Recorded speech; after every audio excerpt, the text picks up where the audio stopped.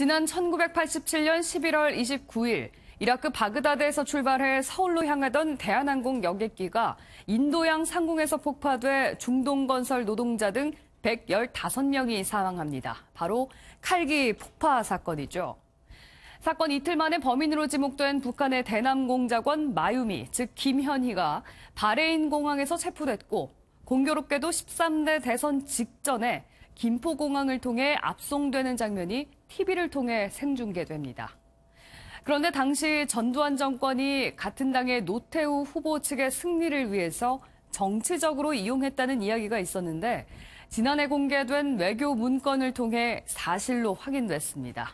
이게 바로 당시 안기부, 국가안전기획부가 기획한 칼기 폭파 사건 북괴 음모 공작, 일명 무지개 공작이라는 겁니다. 지난 2007년 당시 국정원은 문건 5페이지 가운데 2장만 공개했는데 이번에 법원은 1심 판결을 뒤집고 모두 공개하라고 판결했습니다. 이렇게 되면 김현희 체포의 미스터리 등이 밝혀질 가능성이 높아 보입니다. 손기준 기자가 보도합니다.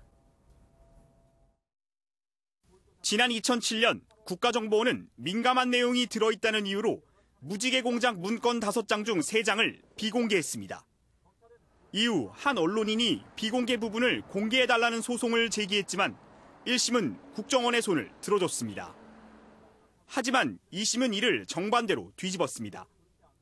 재판부는 안기부가 어떻게 정보를 획득했는지 경위가 없고 문건을 작성한 지 30년이 넘게 지나 외교관계에 영향을 끼칠 우려가 보이지 않는다며 문건을 공개하라고 판결했습니다. 사건이 30년이 지나서 현 시점에서 타국과의 외교관계가 문제될 것이 별로 없고요.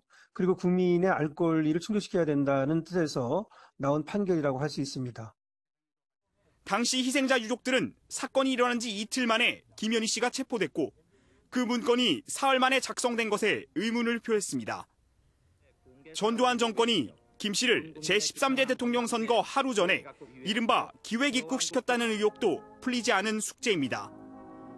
또 김 씨가 사형 판결을 받은 지 15일 만에 대통령의 특별사면으로 풀려난 점도 석연치 않은 부분입니다.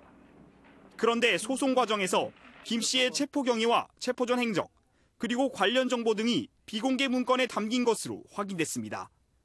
최종 대법원 판결을 앞두고 칼기 폭파 사건을 둘러싼 미스터리가 수십 년 만에 풀릴지 주목됩니다. MBN 뉴스 송규준